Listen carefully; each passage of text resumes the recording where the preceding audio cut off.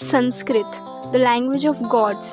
संस्कृत एक ऐसी भाषा है जिसे देवों की भाषा भी कहा जाता है। इस वीडियो के बारे में रिसर्च करते हुए मुझे एक चीज़ रियलाइज़ हुई कि अगर मुझे संस्कृत आती तो मैं आप लोगों को और अच्छे से एक्सप्लेन कर पाती कि संस्कृत सच में कितनी इंटरेस्टिंग लैंग्वेज है। लेकिन इस वीडियो में मैं आप लोगों को ये ज़रूर बताऊंगी कि संस्कृत किस तरह एक धार्मिक भाषा नहीं बल्कि एक साइंटिफिक भाषा है। आज हम में से ज़्यादातर लोगों को यही लगता है कि संस्कृत भाषा में सिर्फ धार्मिक किताबें ही लिखी जाती हैं, लेकिन ट्रस्ट मी, संस्कृत भाषा में उतनी धार्मिक किताबें नहीं लिखी गई जितनी वैज्ञानिक साहित्य या साइंटिफिक लिटरेचर लिखे गए हैं। चाहे वो एग्रीकल्चर हो, आर्किटेक्चर हो, केमिस्ट्री हो या मेडिकल साइंस, हर वो सब्जेक्ट्स जो आज हम पढ़ते हैं उन सब की नॉलेज आपको हमारे वेदों और शास्त्रों में मिलेगी, जो कि ओरिजिनली संस्कृत भाषा में लिखी गई है। तो ये कहना तो बिल्कुल ही गलत होगा कि संस्कृत भाषा में ज़्यादातर धार्मिक किताबें ही लिखी गई हैं। संस्कृत को मदर ऑफ इंडियन लैंग्वेजेस भी कहा जाता है, क्योंकि इंडिया की ज़्यादातर भाषाएं संस्कृत से ही बनी हैं और उसी का अंश है। इनफैक्ट इंग्लिश में भी ऐसे कई सारे वर्ड्स हैं जो कहीं ना कहीं संस्कृत भाषा से इन्फ्लुएंस होते हैं। अब चाहे तो इस चीज़ पे थोड़ी सी रिसर्च भी कर सकते हैं। संस्कृत की खास बात ये भी है कि संस्कृत में हर एक चीज़ के लिए कई सारे वर्ड्स यूज़ किए जाते हैं। फॉर एग्ज़ाम्पल, संस्कृत में पानी और आग जैसी चीज़ों के लिए 50 to 100 वर्ड्स यूज़ किए जाते हैं। ऐसा कहा जाता है कि संस्कृत में कुल मिलाकर 5 लाख से भी ज़्यादा शब्द हैं। इतने ज़्यादा शब्द होने के बावजूद भी संस्कृत एक ऐसी भाषा है जिसमें हम बहुत ही कम शब्दों का इस्तेमाल करके अपनी बात पूरी कर सकते हैं। संस्कृत भाषा का जो ग्रामर है वो ऋषि पाणिनि जी ने लिखा था, जो कि आज के टाइम पे भी उतना ही रिलेवेंट है और बहुत ही ज़्यादा साइंटिफिक है।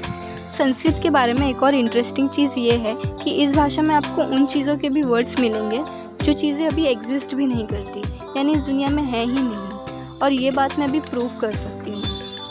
संस्कृत एक ऐसी भाषा है जो कि हज़ारों साल पुरानी है, तो जाहिर है जब इस भाषा को बनाया गया था तब इस दुनिया में फ़ोन या माइक्रोफोन जैसी कोई भी चीज़ मौजूद नहीं थी, लेकिन फिर भी इन चीज़ों के लिए शब्द संस्कृत में मौजूद थे। When I start teaching Sanskrit to the children ask so many questions. So, what is the Sanskrit word for dinosaurs? What is the Sanskrit word for parachute? What is the Sanskrit word for microphone? What is the Sanskrit word for camera? But friends, there is another way of creating new words by bringing together many befitting words. For example, you have the word rupa. You know what does rupa mean? Form, picture. You can add the word grahakam, which means that which captures, that which seizes, and combine both the words and you get the word rupa grahakam, which means a camera. Is it not simple and self-explanatory?